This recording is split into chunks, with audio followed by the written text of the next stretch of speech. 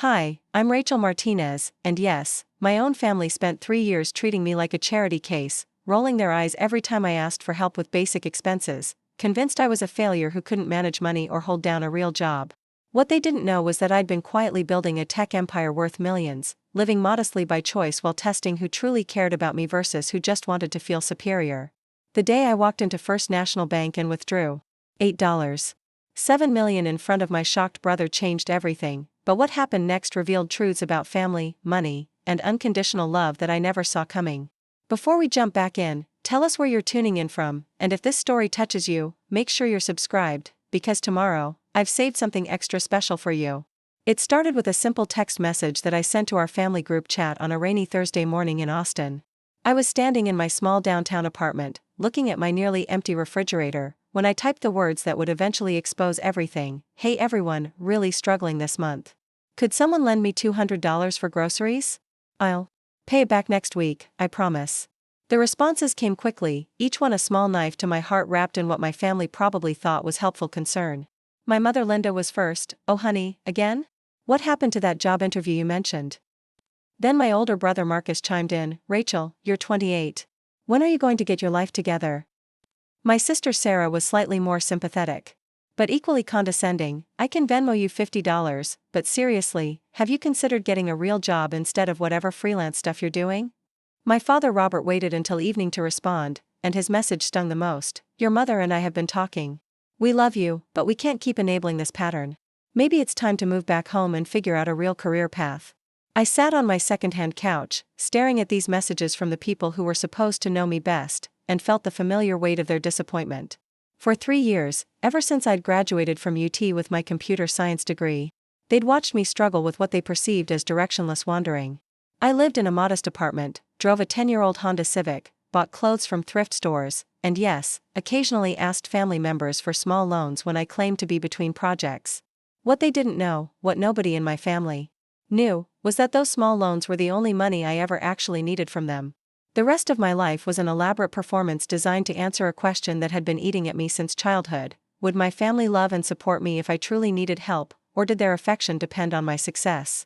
The truth was, I hadn't needed their money for over 2 years. Hidden behind my carefully cultivated image of struggling freelancer was Rach Tech Solutions, a cybersecurity consulting firm I'd built from my laptop in this same small apartment.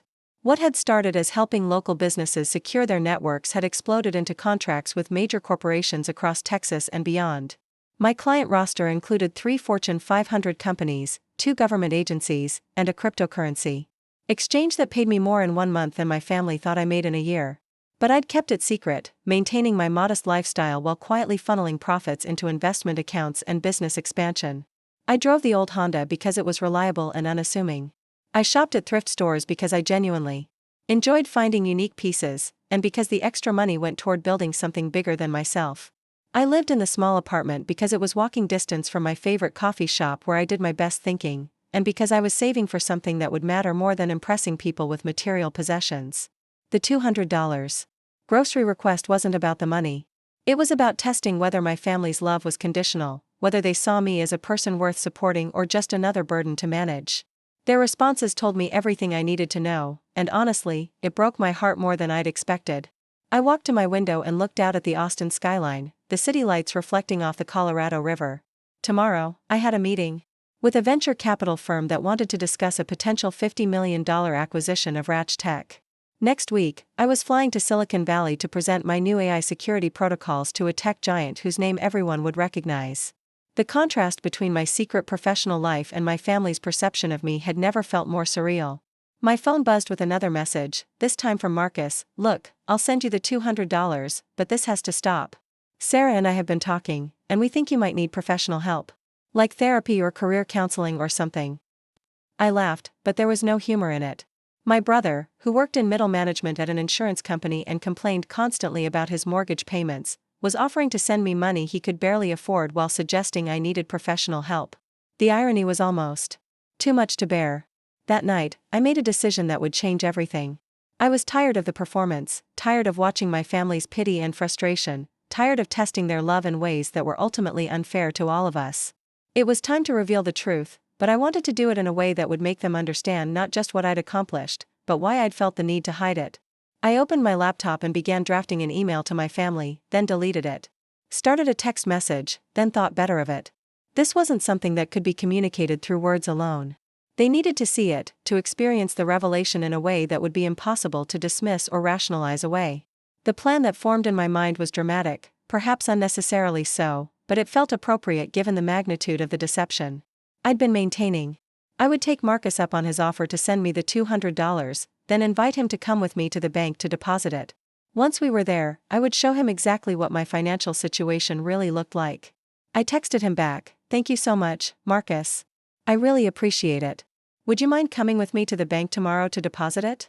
I want to talk to someone about setting up a savings account, and honestly, I'm a little intimidated by all the banking stuff. Could you help me?" His response came quickly, "Of course. That's actually a really good idea. It's about time you started thinking about your financial future. I'll pick you up at 10 a.m. The condescension in his message was clear, but I pushed down my irritation. Tomorrow, everything would change. Tomorrow, my family would learn that the daughter and sister they'd been pitying and trying to fix was actually more financially successful than any of them had ever imagined.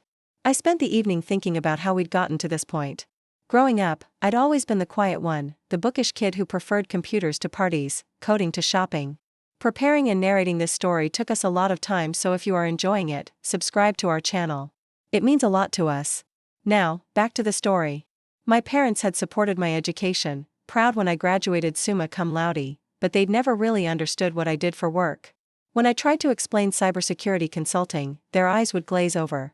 When I mentioned working with corporate clients, they'd ask why I wasn't just getting a regular job with benefits and a steady paycheck. The truth was, I'd tried the corporate route immediately after graduation. I'd spent 6 months at a large tech company in Austin, sitting in endless meetings, dealing with office politics, watching innovative ideas get buried under layers of bureaucracy. The salary was decent, the benefits were good, and my family was finally proud of me for having a real job. But I was miserable, creatively stifled, and increasingly convinced that I could build something better on my own. When I quit to start freelancing, my family's reaction was swift and harsh. They saw it as throwing away my education, abandoning stability for some fantasy of entrepreneurship that would inevitably fail. My father gave me lectures about responsibility and the importance of steady income. My mother worried constantly about my health insurance and retirement savings. Marcus and Sarah took turns trying to talk sense into me, sending me job listings and offering to put in good words with their own employers. Their concern came from a place of love, I knew that. But it also came from a fundamental misunderstanding of who I was and what I was capable of achieving. They saw risk where I saw opportunity, instability where I saw freedom, failure where I was actually building unprecedented success. The decision to hide my growing business success hadn't been conscious at first. In the early months of freelancing, I really was struggling, living project to project, unsure if I'd made the right choice. When my first major contract came through, a 6-month cybersecurity overhaul for a mid-sized Austin tech company that paid more than I'd ever seen in one check, I was so shocked I didn't even tell my family about it. By the time the second major contract came, then the third, I'd fallen into a pattern of secrecy. Part of it was practical. I didn't want to deal with sudden requests for loans or investment advice from family members who'd never shown interest in my work before.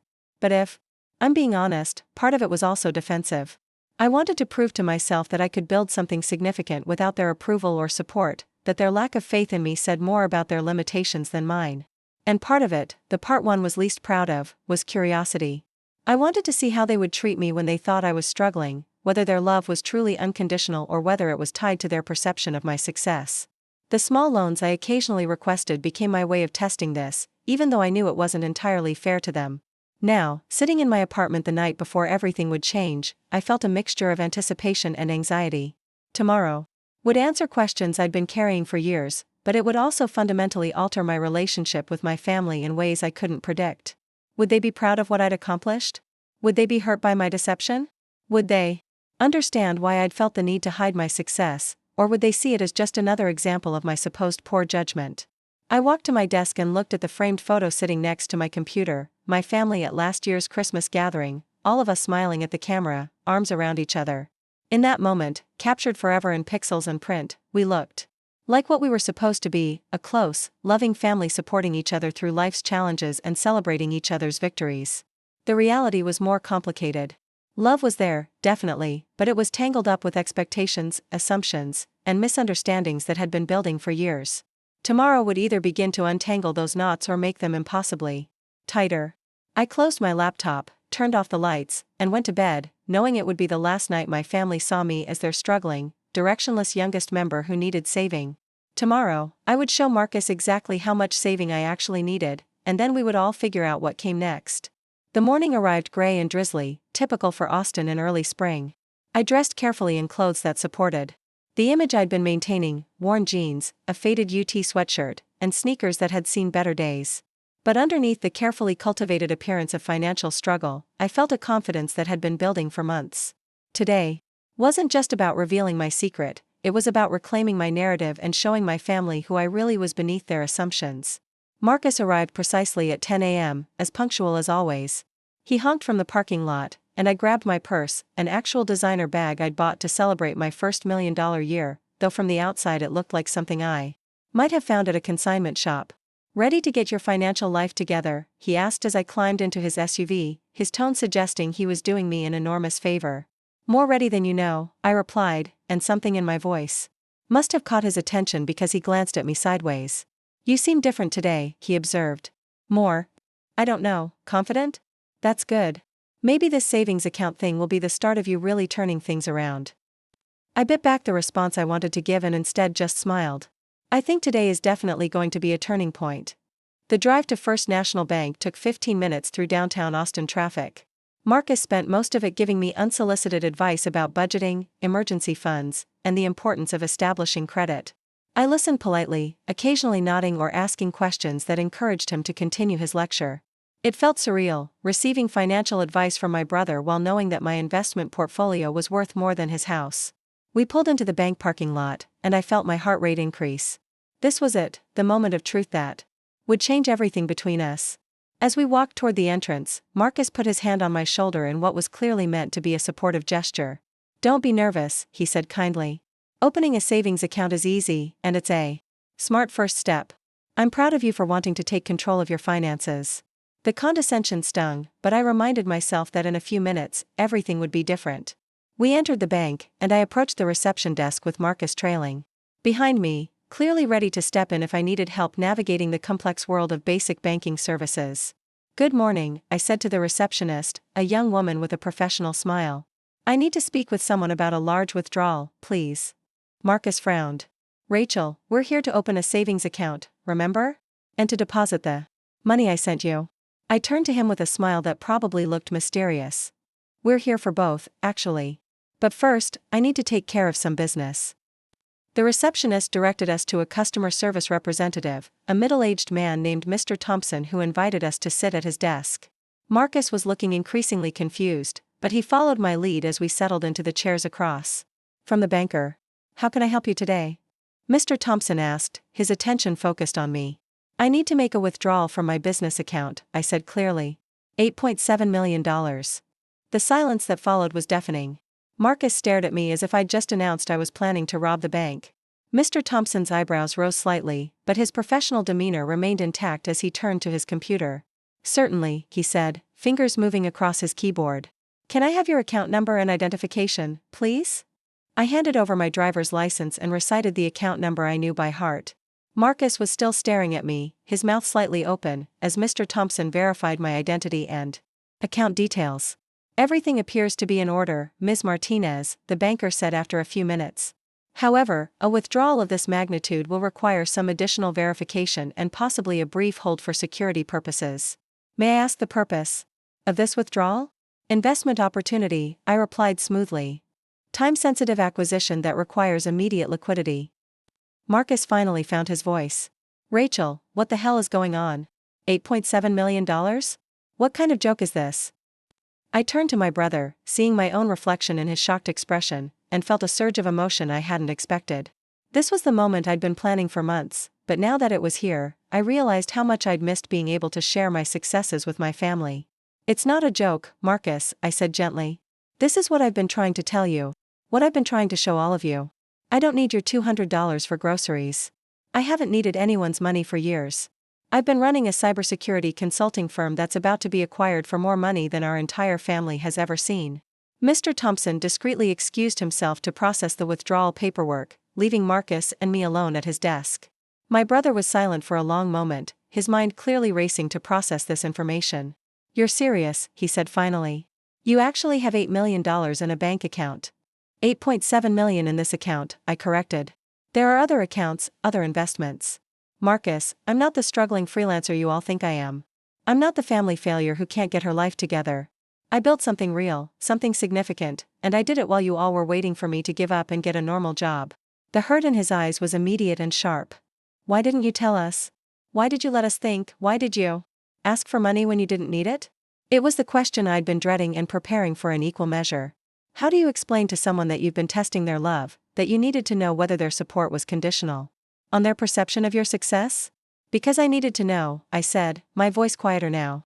"I needed to know if you would still love me, still support me, still treat me like family when you thought I was failing. And honestly, Marcus, the answer has been pretty mixed." He recoiled as if I'd slapped him. "That's not fair, Rachel. We've always supported you." "Have you?" I challenged. "Or have you supported your version of me, the version that needed fixing and saving and constant advice about how to live her life? When was the last time any of you asked me about my work with genuine interest instead of barely concealed disappointment? When was the last time you treated me like an adult who might actually know what she's doing?" Mr. Thompson returned with a clipboard of paperwork, interrupting our conversation. As I signed the withdrawal authorization, Marcus sat in stunned silence, presumably re-evaluating every interaction we'd had over the past few years. "The funds will be available within 2 business days, Mr. Thompson explained. "We'll need to coordinate with your receiving institution for a transfer of this magnitude." "Perfect," I said, standing to shake his hand. "Thank you for your assistance." As we walked out of the bank, Marcus moved like he was in a daze. We got to his car and sat in the parking lot for several minutes without speaking. Finally, he turned to me with an expression I'd never seen before, equal parts awe, hurt, and confusion. "I don't understand," he said. "If you've been successful this whole time, why live like you were struggling? Why drive that old car? Why live in that tiny apartment? Why ask us for grocery money?" I took a deep breath, trying to find words that would help him understand. "The car runs perfectly and gets great gas mileage. The apartment is exactly what I need and want. And the grocery money, that was me being petty, I guess. Testing whether you'd help me when you thought I needed it." "That's messed up, Rachel." "Maybe it is," I admitted. "But it's also honest. It showed me exactly how you all really see me, what you really think of my choices and my capabilities." Marcus was quiet for a long time, staring through the windshield. At the bank we'd just left. When he finally spoke, his voice was small. "We thought we were helping." "I know you did. And that's what makes this so complicated." Part 2, the devastating revelation. The drive home from the bank was the longest 15 minutes of my life. Marcus gripped the steering wheel so tightly his knuckles were white, and I could practically hear the gears turning in his head as he tried to process what had just happened. When we pulled into my apartment complex, he turned off the engine, but made no move to get out. "I need to call Mom and Dad," he said finally, his voice hollow. "They need to know about this." "Marcus, wait," I started, but he was already pulling out his phone. "No, Rachel. This is huge. This changes everything we thought we knew about you, about the last 3 years. They deserve to know that their daughter isn't the failure they've been worried sick about." The word failure hit me like a physical blow. "Is that really what you all think of me? That I'm a failure?" He paused, phone halfway to his ear. "Not a failure, exactly. But lost. Struggling. Making poor choices. Dad has been losing sleep worrying about your future, about what would happen to you if something happened to them. Mom cries about it sometimes, thinking you're going to end up homeless or something." Each word felt like another weight added to my chest. I'd known my family was concerned about me, but I hadn't realized the depth of their worry, the extent to which my carefully maintained facade had caused them genuine distress. The guilt hit me in waves, making me question everything about the game I'd been playing. "Call them," I said quietly. "But Marcus, when you tell them, remember that I'm still the same person I was this morning. The only thing that's changed is your perception." He nodded, but his expression suggested he wasn't sure that was true. As he dialed our parents' number, I got out of the car and walked toward my apartment building, leaving him to have that conversation in private. I needed time to prepare for what was coming next. In my apartment, I sat on my couch and tried to imagine how this revelation would ripple through my family.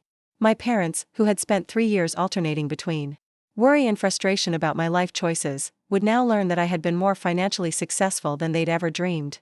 Sarah, who had been sending me small amounts of money and job listings, would discover that I'd been earning more in a month than she made in a year. The family dynamics that had defined our relationships for the past 3 years were about to be completely upended.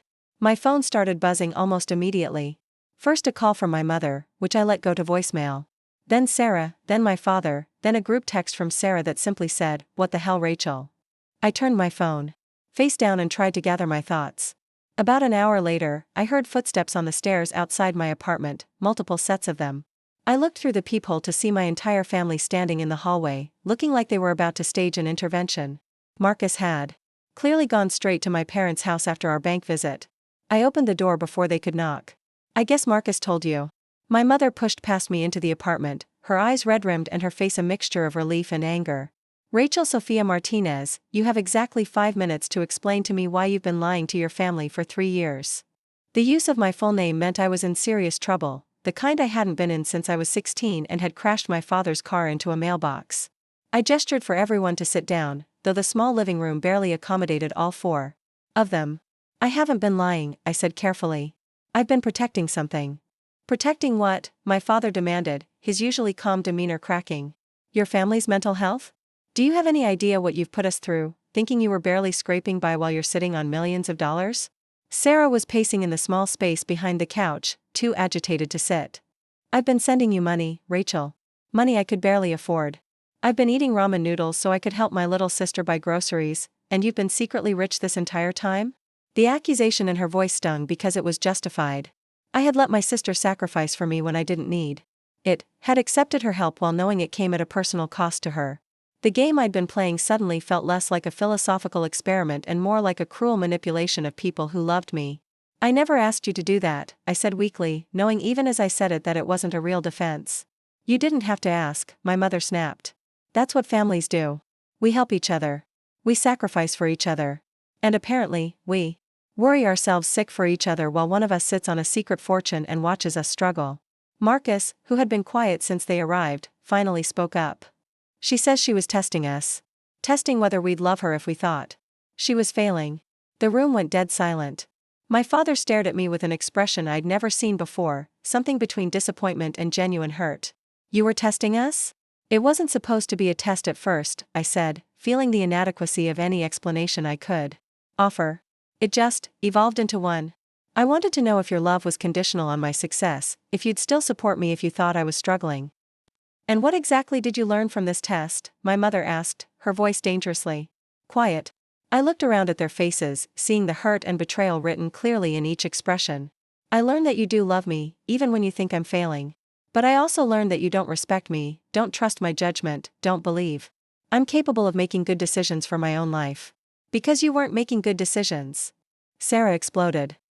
"Or at least, that's what you wanted us to think. You were pretending to be irresponsible and directionless, so of course we treated you like someone who was irresponsible and directionless." "But why did you assume that's what I was?" I shot back. "Why was your first assumption that I was failing rather than that I might be building something you didn't understand?" "Because you told us you were struggling," my father said, his voice rising. "You asked us for money. You lived like someone who was barely getting by. What were we supposed to think?"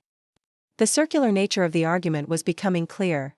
I had created a false narrative, and they had responded to that narrative in exactly the way any caring family would. But underneath their reasonable reactions, I could still see the assumptions that had driven me to create the test in the first place. "When I first started freelancing," I said, trying to find a way to explain the deeper issue, "what was your reaction? Before I started asking for money, when I just told you I was leaving my corporate job to start my own business, what did you say?" The silence that followed was telling. My mother was the first to speak, her voice softer now. "We were worried about you. You told me I was making a mistake," I said. "Dad, you spent 2 hours on the phone trying to talk me out of it. Mom, you sent me job listings every week for 6 months. Marcus, you and Sarah had a whole conversation about staging an intervention to get me to see reason. I heard you talking about it in the kitchen at Christmas." Marcus had the grace to look embarrassed. "We were concerned about your financial security. But did any of you ever ask me about my business plan? Did anyone want to understand what I was actually doing, what my qualifications were, what my prospects looked like? Or did you just assume that because I was choosing a non-traditional path, I must be naive and irresponsible?"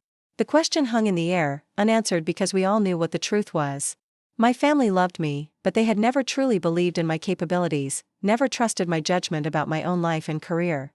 The fake financial struggles had simply given them concrete evidence for assumptions they'd already made. "So you decided to punish us for worrying about you," my father said finally. "I decided to see if you'd support me even if I was actually struggling," I corrected. "And you did, which means something. But you also talked down to me, gave me unsolicited advice about basic life skills, and treated me like a child who couldn't manage her own affairs. Because that's what you showed us," Sarah said, throwing her hands up in frustration. "You showed us someone who couldn't manage money, couldn't hold down a steady job, couldn't plan for the future. How else were we supposed to treat you?" She was right, and that was what made this so complicated. I had created a false version of myself and then resented how they responded to that version. But the false version had been built on their existing assumptions about my choices and capabilities. My mother stood up abruptly, pacing to the window and staring out at the parking lot. "I don't understand any of this," she said, her voice tired. "I don't understand why you felt the need to hide your success from us. I don't understand why you thought we needed to be tested. And I don't understand how the daughter I raised could watch her family worry and struggle and sacrifice for her while she secretly had more money than all of us combined." The disappointment in her voice was worse than any anger could have been. I realized that in trying to test their love, I had damaged their trust in ways that might not be reparable. "Mom," I started, but she held up a hand to stop me. "I need time to process this, Rachel. We all do. This isn't just about money or even about lies. This is about who you are, who we thought you were, and what our family means." She turned back to face me, and I could see tears in her eyes. "I'm proud of your success. Of course I am. But I'm also hurt that you didn't trust us enough to share it with us, and I'm confused about why you thought deception was better than honesty." My father stood up too, clearly ready to leave. "Your mother's right. We need time to think about this. All of it." As they moved toward the door, I felt panic rising in my chest. This wasn't how I'd imagined this conversation going. I'd pictured surprise, maybe some hurt feelings, but ultimately understanding and perhaps even relief that I wasn't actually the struggling person they'd been worried about. Instead, I was watching my family walk away from me with expressions of disappointment and betrayal that cut deeper than any financial stress ever could have. "Wait," I called out as they reached the door. "Can we talk about this more? Can we work through it?" Marcus turned back, his hand on the doorknob. "Rachel, you spent 3 years lying to us about who you are. That's not something we can just talk through in one afternoon." "I wasn't lying about who I am," I protested. "I was hiding what I do for work." "No," Sarah said quietly. "You were hiding everything. Your success, your security, your capabilities, your judgment. You let us believe you were someone you're not, and then you resented us for responding to that person. That's not just about work, Rachel. That's about trust and honesty and family." After they left, I sat alone in my apartment, surrounded by the silence they'd left behind. The revelation I'd been planning for months had backfired spectacularly. Instead of vindication, I felt isolation. Instead of understanding, I'd created a chasm between myself and the people I loved most. I walked to my computer and opened my email, staring at the messages from venture capitalists and potential clients that represented the professional success I'd been so proud of. None of it seemed to matter now. I'd won the game I'd been playing, but I was starting to realize that the victory was hollow if I'd lost my family in the process. My phone buzzed with a text from Emma Rodriguez, the woman I'd been casually dating for the past few months. She was one of the few people who knew about my business success, and she'd been supportive but concerned about my decision to hide it from my family. "How did it go with the bank revelation?" her message read. I stared at the question, unsure how to answer. How had it gone? I'd successfully shocked my family and proven that I wasn't the person they thought I was. I'd exposed their assumptions and forced them to confront their biases about my choices and capabilities. But I'd also hurt people I loved, damaged relationships that mattered to me, and created a crisis of trust that I wasn't sure how to resolve. "Complicated," I typed back. "Can we talk tonight?" "Of course. Want me to come over?" I looked around my small apartment, still feeling the echoes of my family's disappointment and anger. "Actually, can I come to your place? I need to get out of here." "Always. I'll cook dinner." Emma's condo in South Austin was everything my apartment wasn't: spacious, beautifully decorated, and filled with evidence of a life lived openly and authentically. She'd never felt the need to hide her success as a pediatric surgeon, never pretended to be anything other than what she was. When I arrived at her door that evening, she took one look at my face and pulled me into a hug without asking any questions. Over dinner, I told her everything that had happened, from the bank withdrawal to my family's reaction to the painful conversation that had followed. She listened without judgment, occasionally asking clarifying questions but mostly just letting me talk through the emotional wreckage of the day. "Do you regret it?" she asked when I'd finished recounting the story. Telling them, I mean. I thought about the question seriously. I regret how I did it. The drama, the shock value, the way I blindsided Marcus at the bank. But I don't regret them knowing the truth. I'm just not sure the truth was worth the cost. What cost? Their trust. Maybe their respect. Definitely their comfort with me. I pushed food around on my plate, not really hungry despite Emma's excellent cooking. I thought I was testing whether they'd love me if I was struggling. Instead, I proved that I'm someone who's capable of deceiving the people closest to me for years. Emma reached across the table and took my hand. "Rachel, you're not a bad person for wanting to know if your family's support was conditional. But you went about it in a way that made it impossible for them to succeed at the test." "What do you mean?" "You created a false version of yourself and then judged them for responding to that false version. It's like, imagine if I pretended to be terrible at surgery for 3 years, let you think I was a bad doctor, and then revealed that I was actually really skilled and got angry at you for not having confidence in my abilities. How would that feel?" The analogy hit home in a way that made me wince. It would feel like a betrayal. Right. Because the person you fell in love with would have been pretending to be someone else, and you'd have to question everything you thought you knew about them. I sat back in my chair, feeling the full weight of what I'd done settling on my shoulders. So what do I do now? How do I fix this? "I'm not sure you can fix it, exactly," Emma said gently. "But you can try to understand it from their perspective and figure out what you want your relationships with them to look like going forward." That night, lying in Emma's guest room because I couldn't bear the thought of going back to my apartment, I stared at the ceiling and tried to imagine what the next few weeks would look like. My family would need time to process not just my success, but my deception. They would need to reconcile the person they thought they knew with the person I actually was. And I would need to figure out how to rebuild trust that I'd systematically undermined. The irony wasn't lost on me that in trying to test their love, I'd created a situation where my own love for them would be tested. Could I love them enough to be patient while they worked through their hurt and anger? Could I accept that they might need distance from me while they figured out how to trust me again? Could I admit that my actions had been selfish and hurtful, even if my motivations had been understandable? The next morning, I woke up to 17 missed calls and 43 text messages. Word had apparently spread beyond my immediate family. My phone was full of messages from aunts, uncles, cousins, and family friends who had heard various versions of the story and wanted to know what was going on. Most of the messages fell into predictable categories.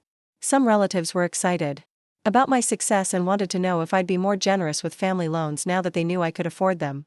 Others were confused and wanted clarification about what exactly I'd been doing for work. A few were hurt that I hadn't confided in them, and one particularly painful message from my grandmother asked simply, "Why didn't you trust us, Mija?" But it was the message from my cousin Diego that stopped me cold. Diego was 2 years younger than me, fresh out of college with an engineering degree and struggling to find his footing in the job market. His message read, "Heard about your business success. Really inspiring to know someone in the family made it work. Could you give me some advice about starting my own consulting firm? I'd love to learn from you." The message hit me like a revelation. While I'd been focused on testing my family's love and resentment toward their assumptions about my capabilities, I'd missed something important. There were people in my family who could have benefited from my experience, my success, my guidance. My cousin Diego, who was facing the same choice between corporate security and entrepreneurial risk that I'd faced 3 years ago, could have used a mentor who understood the path he was considering. Instead of being that mentor, I'd hidden my success and let my family continue to see entrepreneurship as a risky, irresponsible choice. I'd reinforced their fears about leaving traditional employment instead of showing them that it was possible to build something meaningful and financially successful. I realized that my deception hadn't just hurt my relationships with my parents and siblings. It had potentially influenced other family members' life choices, steered them away from paths that might have led to their own fulfillment and success. The ripple effects of my secret went far beyond the people I'd been consciously testing. I called Diego immediately. "Rachel," he answered on the first ring. "Is it true? You really built a multi-million-dollar business?" "It's true," I confirmed. "And Diego, I owe you an apology. If I'd been honest about my work from the beginning, I could have been helping you navigate your own career decisions instead of letting you think that leaving corporate employment was as risky as the rest of the family believes." "Why did you hide it?" he asked, echoing the question I'd been hearing from everyone. I gave him the honest answer I'd been avoiding with my immediate family. Because I was angry and hurt that they didn't believe in me, and I wanted to prove them wrong. But in doing that, I probably influenced your decisions in ways that weren't fair to you. Actually, Diego said thoughtfully, you kind of inspired me anyway. Even thinking you were struggling as a freelancer, seeing you stick with it despite everyone's criticism made me think maybe I could try something unconventional too. I've been working on a business plan for months. His words gave me hope that maybe some good could come from this mess. Send it to me, I said. Let me look at it and give you some real advice. And Diego, whether you decide to go the entrepreneurial route or take a corporate job, make sure it's your choice, not a choice made out of fear or family pressure. After we hung up, I realized that this conversation had shown me something important about the path forward. I couldn't undo the deception or erase the hurt I'd caused, but I could use my experience and success to actually help my family members instead of just testing them. I spent the rest of the morning crafting individual messages to each of my family members. Not apologies exactly, though those would come too, but explanations that went deeper than the surface-level justifications I'd offered the day before. I wanted them to understand not just what I'd done, but why I'd felt compelled to do it, and what I hoped we could build together moving forward. The message to my parents was the hardest to write. How do you explain to people who love you that their love sometimes felt conditional on your success?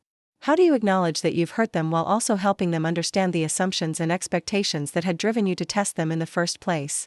In the end, I wrote simply, I love you both, and I'm sorry for the pain I've caused. I hope we can find a way to move forward that honors both your hurt and my need to be seen and trusted as the adult I've become. I want to share my life with you, the real version of it, if you're willing to let me try. Whether they would be willing remained to be seen. But for the first time since walking out of the bank with Marcus, I felt like I had a direction forward. A way to transform this crisis into an opportunity for deeper honesty and connection.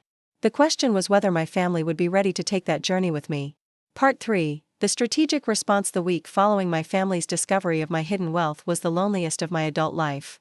My phone stayed eerily quiet, no daily check-ins from my mother, no random memes from Sarah, no weekend plans with Marcus. The silence felt heavier than any argument we'd ever had because it represented something deeper than anger. It represented a fundamental break in trust that I wasn't sure how to repair.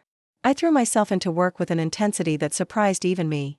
The venture capital meeting I'd been preparing for suddenly seemed like a lifeline, a chance to focus on something concrete and achievable while my personal life remained in shambles.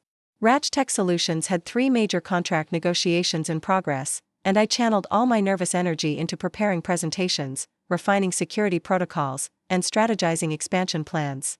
But even work couldn't completely distract me from the growing realization that I needed a plan, not just for rebuilding relationships with my family, but for understanding what had gone wrong and how to prevent similar misunderstandings in the future. I'd spent 3 years meticulously building a business while simultaneously destroying the very relationships that should have been celebrating my success. Emma had been patient with my emotional processing, but she'd also been honest about her concerns. During one of our evening conversations, she'd asked a question that kept me awake at night. Rachel, what did you actually want from your family? Not what you were testing for, but what you were hoping to find. The question forced me to examine my motivations more deeply than I'd been willing to do before. What had I wanted? Unconditional love and support, yes, but also recognition of my capabilities, respect for my judgment, and trust in my ability to make good decisions about my own life. I'd wanted them to see me as an adult who was building something meaningful rather than a child who needed constant guidance and correction. But in hiding my success, I'd made it impossible for them to give me what I actually wanted. How could they respect my judgment when I'd shown them a version of myself that appeared to make poor decisions? How could they trust my capabilities when I'd hidden my greatest achievements? How could they see me as a successful adult when I'd presented myself as someone struggling with basic financial management? The more I thought about it, the more I realized that my approach had been fundamentally flawed from the beginning. I'd created a test that was designed to fail, a scenario where my family couldn't possibly give me what I wanted because I'd actively concealed the evidence that would have earned their respect and admiration. This realization led me to a difficult conclusion. If I wanted to repair these relationships, I couldn't just apologize for deceiving them. I had to be willing to examine and change the patterns of communication and expectation that had led to the deception in the first place. I had to figure out how to have honest conversations about respect, trust, and family dynamics without the shield of financial desperation or success to hide behind. I decided to start with my grandmother, Abuela Rosa, who had sent the message, asking why I hadn't trusted them. She was the family matriarch, the person whose opinion carried the most weight with everyone else, and she'd always been known for her wisdom and directness. If I could help her understand my perspective, she might be able to bridge the gap between me and the rest of the family. I drove to her house in East Austin on a Thursday afternoon, stopping at her favorite bakery to pick up the conchas she loved. When I knocked on her door, she answered with her usual warm smile, but I could see the questions in her eyes. "Mija," she said, pulling me into a hug that smelled like vanilla and cinnamon. "Come in. We have much to talk about." Her small living room was filled with family photos spanning 6 decades, including several recent ones of me at various family gatherings, smiling and seemingly carefree. Looking at them now, I wondered how much of my performance had been visible even in those candid moments. "Abuela," I began, settling into the familiar comfort of her couch, "I need to explain something to you, and I need you to really listen before you decide what you think about it." She nodded, her weathered hands folded in her lap, giving me the patient attention she'd always offered when I had something important to say. I told her everything. Not just about the business and the money, but about the assumptions I'd felt from the family about my choices, the way I'd internalized their doubts about my path, and the test I'd created to determine whether their support was truly unconditional. I explained how their concern had felt like criticism, how their advice had felt like judgment, and how their surprise at my success revealed expectations I'd been fighting against for years. When I finished, Abuela was quiet for a long time, studying my face with the intensity that had always made me feel like she could see straight through to my soul. "You know," she said finally, "when your grandfather started his landscaping business, my family thought he was making a terrible mistake. They wanted him to keep working at the factory, where the job was steady and the benefits were guaranteed. They meant well, but their fear made them unable to see his vision." I waited for her to continue, sensing that she was building towards something important. "The difference," she said, meeting my eyes directly, "is that he never lied to them about what he was doing. He never pretended to fail to prove a point. He worked hard, showed them his progress, and eventually they came to respect his choice because they could see the results." Her words stung because they highlighted the fundamental difference between my situation and other family success stories. My grandfather had earned respect through transparency and results. I'd hidden my results and then resented the lack of respect that followed. "But Abuela," I said, "they didn't believe in my business from the beginning. They wanted me to get a corporate job with benefits and security. How was I supposed to show them progress when they'd already decided my choice was wrong?" She reached over and took my hand, her grip surprisingly strong. "By having faith in yourself instead of needing their validation. By building your business because you believed in it, not to prove them wrong. By understanding that love and respect are not the same thing, and that earning respect takes time and consistent demonstration of good judgment." The wisdom in her words was uncomfortable because it forced me to confront an uncomfortable truth. I had been seeking validation, rather than simply living my life according to my own values and goals. I'd made my family's opinion more important than my own confidence in my path, and when they didn't immediately offer the support I wanted, I'd chosen deception over persistence. "Your family loves you," Abuela continued. "They have always loved you. But love doesn't mean agreeing with every choice or having confidence in every decision. Sometimes love means expressing concern when you see someone you care about making what appears to be a risky choice. So I should have just accepted their criticism and worked harder to prove myself?" I asked, feeling defensive. "No, Mija. You should have been honest about what you were building while also being patient with their concerns. You should have shown them your progress instead of hiding it, and you should have given them time to see that their worries were unfounded." The conversation with my grandmother shifted something fundamental in my understanding of the situation. I began to see that the problem wasn't just my family's assumptions about my choices, it was my response to those assumptions. Instead of addressing their concerns directly and demonstrating my success over time, I'd chosen to test them in a way that made genuine communication impossible. This realization led me to develop what I started thinking of as my reconstruction strategy. Instead of simply apologizing for the deception and hoping things would return to normal, I needed to actively rebuild trust while also establishing new patterns of communication that would prevent similar misunderstandings in the future. The first step was acknowledging my role in creating the problem. I wrote individual letters to each family member, not defending my actions but taking full responsibility for the pain and confusion I'd caused. I acknowledged that my testing had been unfair, that my deception had been hurtful, and that my methods had made it impossible for them to give me what I actually wanted from the relationship. The second step was more challenging. I had to demonstrate my commitment to honesty and transparency going forward. I created a detailed document outlining my business operations, financial situation, and professional goals. I included information about my clients, my revenue streams, my expansion plans, and my long-term vision for Rach Tech Solutions. It was the kind of transparency I should have offered years ago when I first started finding success. But I didn't just send the document via email. I decided to present it in person, at a family meeting that would give everyone a chance to ask questions, express their concerns, and begin to understand what I'd actually been building while they thought I was struggling. Arranging the meeting required careful diplomacy. My family was still hurt and angry, and some members were more willing to engage than others. I started with Abuela Rosa, who agreed to host the gathering at her house and help facilitate the conversation. Then I reached out to each family member individually, acknowledging their right to decline but explaining why I thought the meeting would be beneficial for everyone. Marcus was the most resistant. "I don't know what there is to talk about, Rachel. You lied to us for 3 years. What's a business presentation going to change about that?" "It's not about changing what happened," I told him during our phone conversation. "It's about helping you understand what I was actually doing during those 3 years, and giving you a chance to ask questions about the work I'm passionate about.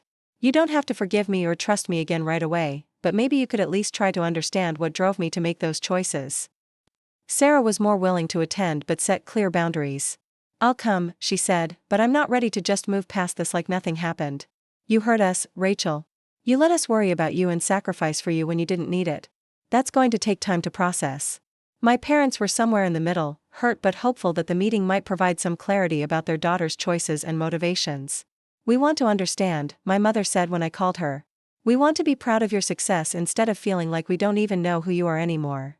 The meeting was scheduled for the following Saturday afternoon, giving everyone time to prepare emotionally and giving me time to refine my presentation.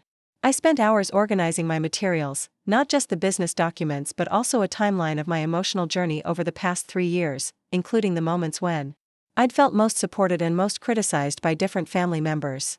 Emma helped me practice the presentation, playing devil's advocate and asking the tough questions my family would likely ask. "Why didn't you just tell us about your success as it was happening?" she asked during one of our practice sessions. "Because I was afraid you'd think it was a fluke," I responded, then paused. "No, that's not entirely honest. I was also angry that you doubted me in the first place, and I wanted to prove that I could succeed without your support or approval." "And how did that work out for you?" Emma asked with a gentle smile. "Terribly," I admitted. "Turns out that success without people to share it with is pretty hollow." The practice sessions helped me identify the key points I wanted to communicate. I needed to show my family what I'd accomplished, but I also needed to acknowledge the cost of keeping those accomplishments secret. I needed to explain my motivations without using them to justify the pain I'd caused. And I needed to present a vision for how our relationships could move forward based on greater honesty and mutual respect. The night before the meeting, I couldn't sleep. I kept thinking about all the ways the conversation could go wrong, all the additional hurt that could be caused if I didn't handle it properly. But I also thought about the possibility of finally being able to share my professional passion with the people I loved most, of having my family understand and maybe even celebrate what I'd built. Saturday morning arrived gray and humid, typical Austin weather that matched my nervous energy. I loaded my car with presentation materials, financial documents, and a folder full of client testimonials that demonstrated the impact my work was having in the cybersecurity field. I also brought photo albums showing my business journey, pictures from conferences I'd attended, awards I'd received, and team events with the contractors I'd hired as Withdrew. Abuela's house was already full when I arrived. Everyone had come, even Marcus, though he maintained a careful distance and avoided eye contact when I walked in. The atmosphere was tense but not hostile, more like a mediation session than a family gathering. I set up my materials on Abuela's dining table and took a deep breath before beginning. "Thank you all for coming," I said, looking around at the familiar faces that showed varying degrees of skepticism, hurt, and curiosity. "I know this is awkward and painful for everyone. I want to start by acknowledging that I created this situation through my choices, and that whatever comes from this conversation, I take full responsibility for the deception that brought us here." My father nodded slightly, which I took as encouragement to continue. "For the past 3 years, while you thought I was struggling as a freelancer, I was actually building something that I'm incredibly proud of.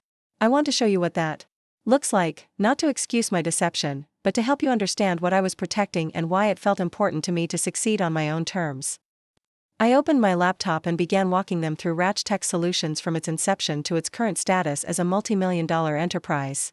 I showed them client contracts, revenue reports, industry recognition, and expansion plans. I explained the cybersecurity services we provided, the problems we solved for businesses, and the team of specialists I'd assembled to deliver those solutions. As I presented, I watched their faces change from skepticism to surprise to something that looked like genuine pride. My mother's eyes widened when I showed them a contract with a major Austin tech company. Sarah leaned forward with interest when I explained how we helped small businesses protect themselves from cyber attacks. Even Marcus seemed engaged when I demonstrated one of our security assessment tools. "This is incredible, Rachel," my father said when I finished the business overview. "Why didn't you want to share this with us? We would have been so proud of what you were accomplishing." It was the opening I'd been hoping for, the chance to explain the emotional journey that had led to my deception. "I was afraid," I said honestly. "When I first left my corporate job, the reaction from everyone was that I was making a mistake, that I should prioritize security over passion, that entrepreneurship was too risky for someone like me. I internalized those messages as evidence that you didn't believe in my judgment or my capabilities. But we were just worried about you," my mother protested. "We wanted you to be secure and stable." "I know that now," I replied. "But at the time, it felt like you'd already decided I was going to fail, and that if I did succeed, it would be despite your expectations rather than because of qualities you recognized in me." Marcus spoke up for the first time since I'd started presenting. "So you decided to let us keep thinking you were failing rather than proving us wrong directly?" "I decided to see if you'd support me even if I was failing," I corrected. "I wanted to know if your love was conditional on my success, or if you'd stand by me even when you thought I was making poor choices." "That's not fair, Rachel," Sarah said, her voice rising. "You created a fake scenario and then judged us for responding to it. How is that a valid test of anything?" She was right, and I'd come prepared to acknowledge that. It wasn't fair, I agreed. It was selfish and manipulative, and it prevented us from having the honest conversations we should have been having about my career, your concerns, and what support actually looks like in our family. The room was quiet for a moment as everyone processed this admission. Then Abuela spoke up from her chair in the corner. "What do you want from us now, Mija?" she asked. "What are you hoping will come from this conversation?" It was the question I'd been building toward, the one that would determine whether this meeting was just an elaborate apology or the beginning of a new chapter in our family relationships. "I want to start over," I said, looking around at each of them. "Not by forgetting what happened, but by building something better based on honesty and mutual respect.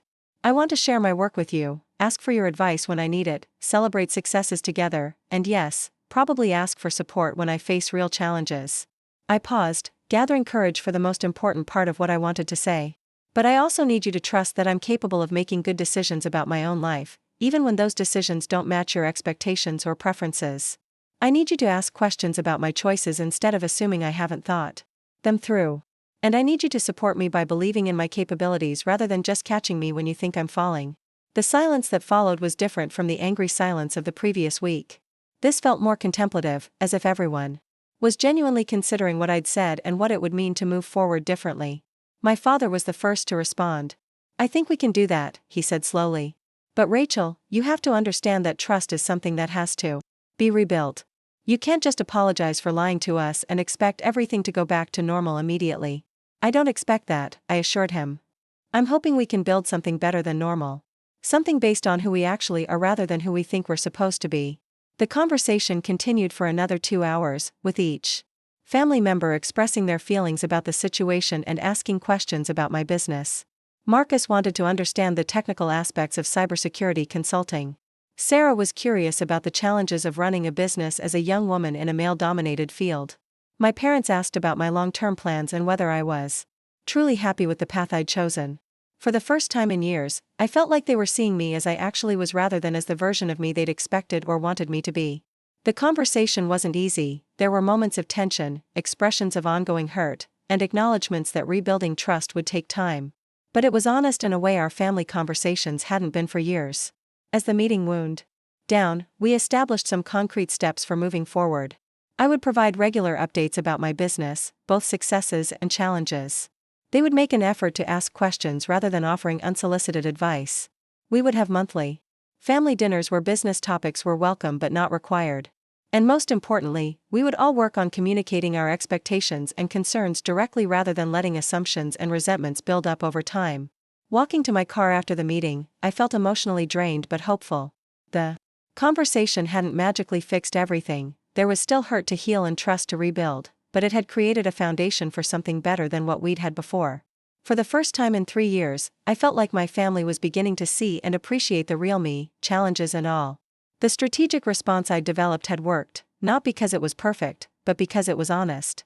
By taking responsibility for my actions while also articulating my needs and boundaries, I'd created space for the kind of authentic relationship I'd always wanted with my family. Whether we could build on that foundation remained to be seen, but for the first time since the bank revelation, I felt like we were moving in the right direction. Part 4. The confrontation and resolution. The weeks following our family meeting felt like walking on eggshells made of hope and caution. Everyone was trying to navigate this new dynamic where I was no longer the struggling sister who needed saving, but we hadn't yet figured out what I was instead. The tentative steps toward rebuilding trust were complicated by years of established patterns and the fresh wound of my deception. The real test came 3 weeks later when I received the call I'd been waiting for regarding the venture capital acquisition. David Chen, the managing partner at Apex Ventures, wanted to move forward with purchasing Rachel Solutions for $50 million, with the possibility of me staying on as Chief Technology Officer of their cybersecurity division. It was the kind of life-changing opportunity that I'd been working toward for years, but it also meant making decisions that would affect not just my future, but potentially my family's understanding of who I'd become. I stared at my phone after the call ended, realizing that this was my first major professional milestone since revealing my success to my family. How I handled this moment would either demonstrate that I'd learned from our recent crisis or prove that I was still the same person who hid important developments from the people closest to me. Emma found me sitting on my couch an hour later, still holding my phone and staring into space. "You look like someone who just received either the best news of her life or the worst," she observed, settling beside me with the comfortable familiarity of someone who'd become my anchor during the turbulent weeks of family drama. "The best, I think," I said slowly. "Apex Ventures wants to acquire Rachel for $50 million. They want me to stay on as CTO, which means I'd be running cybersecurity for their entire portfolio of companies." Emma's face lit up with genuine excitement. "Rachel, that's incredible. You've been dreaming about something like this since I've known you. This validates everything you've built, everything you've worked for." "I know," I said, but my voice lacked the enthusiasm that should have accompanied such momentous news. "It's everything I wanted professionally. But I keep thinking about my family, about how I'm supposed to share this with them, about whether they'll be happy for me or whether they'll see it as another example of me making major life decisions without consulting them." "Are you planning to accept the offer?" Emma asked. "I think so. The terms are incredible, and it would give me resources and reach that I could never achieve on my own. But it also means moving Rach's operations to their headquarters in Dallas, which would mean relocating or commuting regularly. It's a huge change." Emma nodded thoughtfully. "So you have a decision to make about your professional future, and you're wondering whether and how to involve your family in that decision-making process." "Exactly. Before our recent conversations, I would have just made the decision and told them afterward, if at all. But now I'm supposed to be more transparent, more inclusive. The problem is, I don't actually want their input on whether to accept the offer. This is my career, my expertise, my choice to make. But I do want them to know about it, to understand what it means, to maybe even be proud of me." The distinction felt important. I wanted to share my success with my family, but I didn't want to subject my professional decisions to their approval or disapproval. I'd spent too many years feeling like my choices needed their validation, and I couldn't fall back into that pattern even in the name of improved family communication. "What if you approached it differently?" Emma suggested. "Instead of asking for their input on the decision, what if you shared your thinking process with them? Showed them how you're evaluating the opportunity, what factors you're considering, what your concerns and excitement are about." The idea felt right immediately. I could be transparent about this major development while also demonstrating that I was capable of thoughtful decision-making about my own career. I could include them in my excitement without making them responsible for my choices. I called my mother that evening, my heart racing as I dialed her number. Our conversations since the family meeting had been cordial but careful, both of us trying to find our footing in this new dynamic. "Hi, Mom," I said when she answered. "Do you have a few minutes to talk? I have some news I'd like to share with you." I could hear the slight tension in her voice when she replied, "Of course, honey. What's going on?" "Good news," I said quickly, realizing that my phrasing might have worried her. "Really good news, actually. I got an acquisition offer for my company today." The silence on the other end of the line stretched long enough that I wondered if the call had dropped. Finally, my mother spoke, her voice filled with something I hadn't heard directed at me in years, genuine pride. "Rachel, that's wonderful. Tell me everything. How big is the offer? What would it mean for your future?"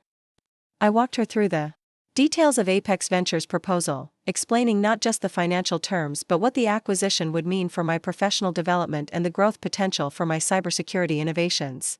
I told her about my excitement at the possibility of working with a larger team and bigger clients, but also my concerns about maintaining the company culture that had made Rachel successful. I'm trying to decide whether to accept, I concluded. It's a huge opportunity, but it would also mean some significant changes in my life and work. What kind of changes? She asked, and I could hear the genuine interest in her voice rather than the worry that had characterized most of our previous conversations about my career. Well, their headquarters are in Dallas, so I'd need to relocate or spend a lot of time commuting. And I'd be giving up the independence of running my own company in exchange for the resources and stability of being part of a larger organization. There are pros and cons to consider. How are you thinking about the decision? My mother asked, and the question caught me off guard. Instead of immediately offering advice or expressing concerns, she was asking about my own thought process. I'm excited about the professional opportunities, I said honestly. Working with their client base would expose me to cybersecurity challenges I've never encountered, and their research and development budget would let me pursue innovations that I can't afford to explore on my own. But I'm also nervous about losing the autonomy that drew me to entrepreneurship in the first place. Those sound like reasonable considerations, she said. What does your gut tell you? The question surprised me because it suggested trust in my judgment that I hadn't felt from her in years. My gut tells me that the opportunity is too good to pass up, even if it means stepping outside my comfort zone. I built Rachel to prove that I could create something meaningful in cybersecurity. This acquisition would validate that success, while giving me a platform to create something even bigger. Then it sounds like you know what you want to do, my mother said warmly. I'm so proud of you, Rachel. Not just for building a successful company, but for thinking through this decision so carefully. The conversation continued for another 30 minutes, with my mother asking thoughtful questions about the timeline for the decision, the process of due diligence, and what the transition would look like if I accepted. For the first time in our adult relationship, I felt like she was treating me as a professional peer rather than a daughter who needed guidance and protection. When we hung up, I realized that sharing this news had felt completely different from the bank revelation weeks earlier. Instead of using information to shock or test my family, I'd included my mother in my excitement and decision-making process in a way that honored both my autonomy and our relationship. Encouraged by the positive conversation, I called Marcus next. His reaction was more reserved than our mother's, but he listened attentively as I explained the acquisition offer and my thoughts about accepting it. $50 million, he said when I finished. Rachel, that's life-changing money. You'd never have to worry about financial security again. It's not really about the money, I said, though I realized immediately how that statement might sound to someone who'd recently learned about my hidden wealth. I mean, the financial security is important, but what really excites me is the professional opportunity. This would put me at the center of cybersecurity innovation for dozens of companies. But you'd have to move to Dallas? Marcus asked, and I could hear something in his voice that might have been disappointment. Probably, though I'd still be in Texas. Close enough for regular family visits and holidays. It's just, Marcus paused, seeming to choose his words carefully. We're just starting to get to know who you really are, you know? The idea of you moving away right now feels complicated. His honesty touched me in a way I hadn't expected.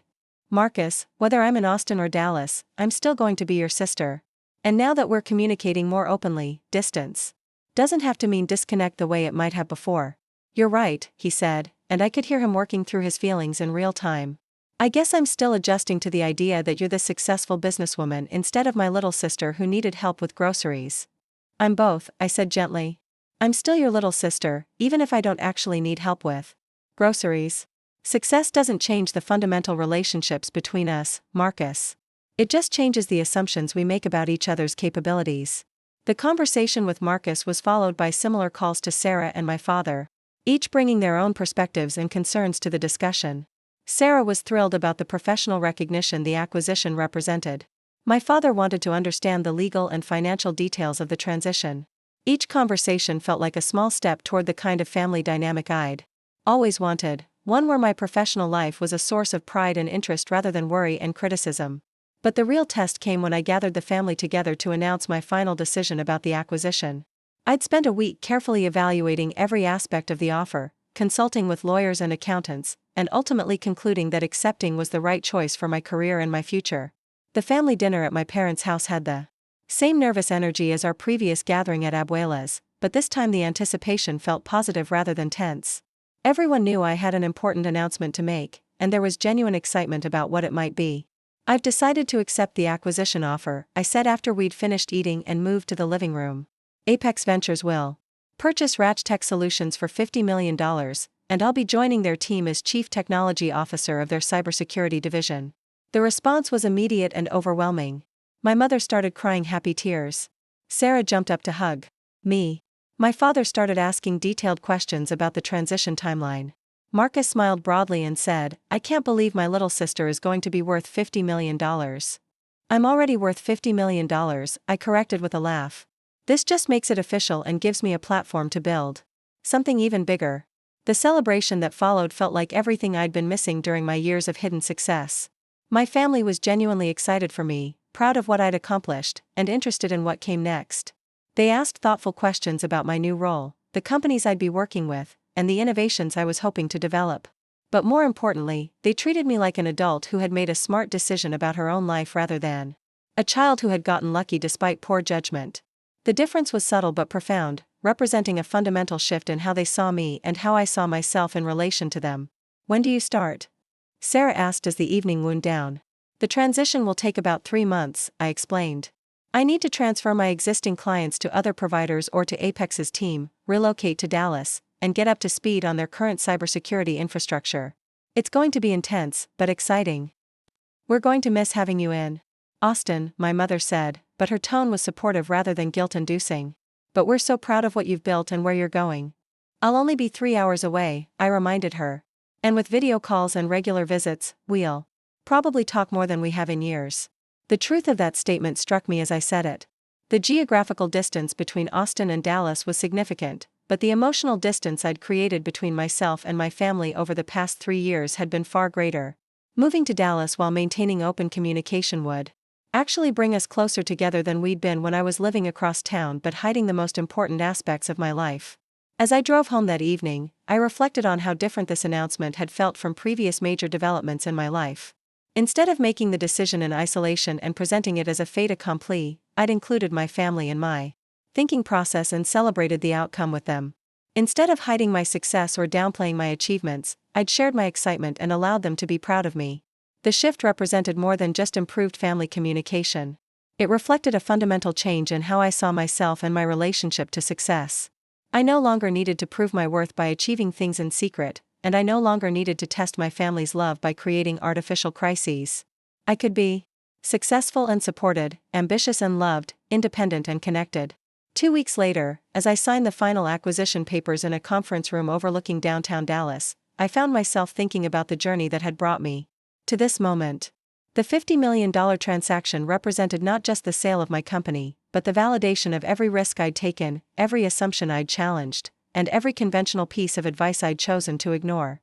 But more importantly, it represented the beginning of a new chapter where my professional success and my personal relationships could finally coexist. I'd learned that hiding achievements doesn't protect relationships, it diminishes them. I discovered that testing love through deception only creates the very conditional support I'd been afraid of. And I'd realized that true independence comes not from rejecting support, but from building relationships strong enough to withstand honesty about both struggles and successes. The acquisition of Rachel Solutions was just the beginning. With the resources and platform that Apex Ventures provided, I was positioned to make an even bigger impact in cybersecurity innovation. But perhaps more importantly, I was finally positioned to share that journey with the people who mattered most to me, without pretense or performance or the exhausting work of maintaining a false identity. When I called my family to tell them the papers were signed and the deal was officially complete, their excitement was infectious. For the first time in my adult life, I felt like my professional success and my family relationships were working together rather than in opposition to each other. The confrontation that had begun with a shocking bank withdrawal had evolved into something I'd never expected: genuine resolution. Not the kind that erases past hurts or pretends problems never existed, but the kind that acknowledges damage, while building something stronger from the pieces that remain. Standing in that Dallas conference room, legally and financially independent in ways I'd once only dreamed of, I realized that the most valuable thing I'd gained wasn't money or professional recognition. It was the knowledge that I could be both successful and authentically myself, both ambitious and genuinely loved, both independent and meaningfully connected to the people who mattered most. The test I'd created for my family had ultimately become a test for myself, and surprisingly, we'd all passed. Part 5, The Transformation and Greater Purpose. 6 months into my role as Chief Technology Officer at Apex Ventures, I found myself in a position I'd never imagined when I first started Rach Tech Solutions from my small Austin apartment. I was overseeing cybersecurity for 43 companies across 15 industries, managing a team of 37 specialists, and developing security protocols that would protect millions of people's data. The professional satisfaction was immense, but something even more meaningful had emerged from the chaos of the past year. It started with an email from a young woman named Christina Reeves, a recent computer science graduate who had heard about my story through industry networks. She wrote, "Ms. Martinez, I read about your journey from struggling freelancer to CTO, and I wanted to reach out because I'm facing a similar family situation. My parents think I'm making a huge mistake by turning down a corporate job to start my own tech consulting firm. They're constantly questioning my judgment and suggesting I'm being naive about business realities. How did you handle the pressure to conform to their expectations while still pursuing your vision?" Reading Christina's message, I felt an immediate recognition of my younger self, the uncertainty, the family pressure, the tension between personal ambition and familial expectations. But I also realized that my experience had given me something valuable to offer, a roadmap for navigating family dynamics while building professional success. I called Christina that afternoon, and our conversation lasted 2 hours. She was brilliant, passionate about her work in data analytics, and frustrated by her family's inability to see past their own fears about entrepreneurship. Unlike my situation, though, Christina's family dynamics weren't rooted in assumptions about her capabilities. They simply couldn't understand why she'd choose uncertainty over security, innovation over stability. "The thing is," Christina explained, "I know they love me and want what's best for me. But their definition of best is so different from mine that we can't even have productive conversations about my career. They see risk where I see opportunity, and I see growth where they see potential failure." Her words resonated deeply because they captured the essence of what I'd struggled with for years. The realization that followed our conversation would reshape my understanding of my own journey and point me toward a purpose I'd never considered. I wasn't the only person dealing with the challenge of family expectations conflicting with professional ambitions. There were countless young professionals, particularly women in tech, who were navigating similar tensions between family love and personal autonomy, between gratitude for support and frustration with limitations, between loyalty and independence. That night, I called Emma and shared my conversation with Christina. "I think I want to do something about this," I told her. "I want to help other people navigate these family and career challenges without going through the deception and testing that I put my own family through. What are you thinking?" Emma asked, though I could hear in her voice that she already suspected where my thoughts were heading. "A mentorship program, maybe. Or workshops for young professionals and their families. Something that addresses both sides of the equation, helping ambitious people communicate their vision effectively while also helping families understand how to support unconventional paths." Emma was quiet for a moment before responding. "Rachel, that could be really powerful. You've been through the worst-case scenario and come out the other side with stronger relationships and greater success. You could help people avoid the pitfalls you experienced while still achieving their goals." The idea took root immediately and began growing with the same intensity that had driven my business development years earlier. Within weeks, I'd outlined a comprehensive program that would address the communication gaps that led to family conflicts around career choices. I envisioned workshops that brought young professionals and their family members together for facilitated conversations about risk, support, expectations, and boundaries. I presented the concept to my leadership team at Apex Ventures, framing it as a corporate social responsibility initiative that would also serve as a talent pipeline for the cybersecurity industry. To my surprise, they were enthusiastic about supporting the program both financially and logistically. "Family dynamics are one of the biggest factors in career satisfaction and success," my CEO noted during our presentation meeting. "If we can help young professionals navigate these relationships more effectively, we're investing in the overall health of our industry." The first Family and Career Harmony workshop was held 3 months later in Austin, deliberately chosen as the location where my own family journey had unfolded. 25 young professionals attended along with 42 family members, representing a diverse mix of industries, backgrounds, and family structures. The workshop began with my telling an abbreviated version of my own story, focusing not on the dramatic bank withdrawal but on the underlying communication failures that had led to years of misunderstanding. I talked about the assumptions I'd made about my family support, the assumptions they'd made about my choices, and the ways we'd all failed to express our real concerns and needs. Family conflict around career choices isn't usually about lack of love, I explained to the group. It's about different risk tolerances, different definitions of success, and different communication styles. The good news is that all of these things can be addressed with intentionality and practice. The workshop was structured around paired exercises where family members could practice expressing their concerns and dreams to each other in facilitated settings. Young professionals learned how to articulate their vision in ways that addressed their family's real worries rather than dismissing them. Family members learned how to ask questions that showed interest rather than judgment, and how to offer support that respected their loved one's autonomy. One of the most powerful moments came when a mother and daughter who had been locked in conflict for months over the daughter's decision to leave law school and pursue art therapy finally understood each other's perspectives. The mother wasn't opposed to art therapy as a career. She was terrified that her daughter would struggle financially the way she had as a young single mother. The daughter wasn't rejecting her mother's values, she was choosing to prioritize mental health and creativity over financial security because her mother's sacrifices had given her that privilege. We were arguing about two completely different things, the daughter realized during the debrief session. She was worried about my security, and I was fighting for my autonomy. But those aren't actually in conflict with each other. The success of that first workshop led to requests for similar programs in Dallas, Houston, and San Antonio.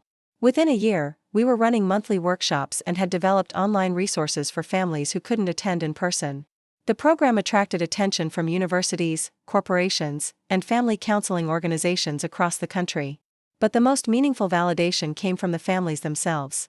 I received hundreds of emails from workshop participants describing improved relationships, better communication, and successful navigation of career transitions that had previously caused conflict. Christina Reeves, who had attended the second workshop with her parents, sent me a photo of her family celebrating the first anniversary of her consulting firm, which had grown to employ 12 people. "Thank you for showing us that we could support each other without sacrificing our individual goals," she wrote. "My parents are now my biggest advocates, and I never would have believed that was possible a year ago." The workshop program also led to an unexpected personal development. Working with families had given me new insights into my own relationship patterns and communication style. I realized that my tendency toward secrecy and testing wasn't limited to my family relationships. I'd been applying similar patterns in my romantic relationships as well. Emma and I had been dating for over a year, but I'd been cautious about making long-term commitments, partly because I was still processing the family revelations and partly because I was afraid of being vulnerable in ways that could lead to similar betrayals. The workshop work forced me to examine these patterns and consider whether I was letting fear of conditional love prevent me from experiencing unconditional connection. "I've been thinking about what we talked about regarding marriage," I told Emma one evening as we walked through downtown Dallas after a particularly successful workshop. "I realize I've been holding back because I'm afraid you might stop loving me if you really see all my flaws and insecurities." Emma stopped walking and turned to face me. "Rachel, I've seen you deceive your family for 3 years, watch you struggle with guilt and shame about it, and support you through rebuilding those relationships. I've seen you at your most successful and your most vulnerable. What exactly do you think I don't know about you?" Her question made me laugh because it highlighted how irrational my fears had become. "I guess I'm still learning to trust that love doesn't have to be earned through perfection." "Good thing," Emma said with a smile, "because I'm definitely not perfect either." That conversation led to deeper discussions about our future together, and eventually to an engagement that felt grounded in genuine understanding rather than idealized expectations. Emma had seen me through my worst decisions and biggest mistakes, and she'd chosen to love me not despite those flaws but as a complete person who included them. Our wedding, held at Abuela Rosa's house 18 months later, was a celebration of authentic relationships rather than performed perfection. My family gave speeches about pride and growth and the complicated beauty of loving someone through their worst choices. Emma's family welcomed me as someone who had earned their respect through honesty about struggle rather than pretense about success. But perhaps the most meaningful moment came when my cousin Diego, who had now built his own successful engineering consultancy with guidance I'd provided, gave a toast about the ripple effects of choosing authenticity over performance. "Rachel taught our whole family that success isn't about proving people wrong," he said, raising his glass. "It's about being brave enough to be seen for who you really are, flaws and achievements and everything in between." She showed us that the best way to earn respect is to respect yourself enough to be honest about your journey. Standing there surrounded by family members who knew the full story of my deception and recovery, professional colleagues who respected my expertise and leadership, and young people who had been inspired by my willingness to share both mistakes and successes, I felt a sense of completeness I'd never experienced during my years of hidden achievement. The Family and Career Harmony program had grown into a national initiative, with partnerships at 15 universities and implementation at dozens of corporations. But more importantly, it had given my personal struggle a purpose beyond individual success. The painful testing of my family's love had been transformed into a framework for helping others build stronger relationships while pursuing ambitious goals. 5 years after asking my family for $200 for groceries while sitting on millions of dollars, I've learned that the question I was really asking wasn't about money at all. I was asking whether I was worthy of love during struggles, worthy of support during uncertainty, and worthy of celebration during success. The answer, I discovered, was always yes, but I had to stop testing long enough to receive what my family had been trying to give me all along. Today, when young professionals ask me about managing family expectations while pursuing unconventional careers, I tell them about the power of honest communication, the importance of addressing real concerns rather than assumed judgments, and the possibility of building relationships that support both individual growth and family connection. But mostly, I tell them what I wish someone had told me years ago: the people who love you want to celebrate your success, but they can't celebrate what they don't know about, and they can't support you through challenges you won't admit you're facing. Authenticity isn't always easy, but it's the foundation of every relationship worth having. The money from Rachtek's acquisition gave me financial freedom, but the lessons from rebuilding my family relationships gave me something more valuable: the knowledge that success shared is always more meaningful than success achieved in isolation. And that the best victories are the ones that make room for everyone you love to win alongside you. Up next, you've got 2 more standout stories right on your screen. If this one hit the mark, you won't want to pass these up. Just click and check them out.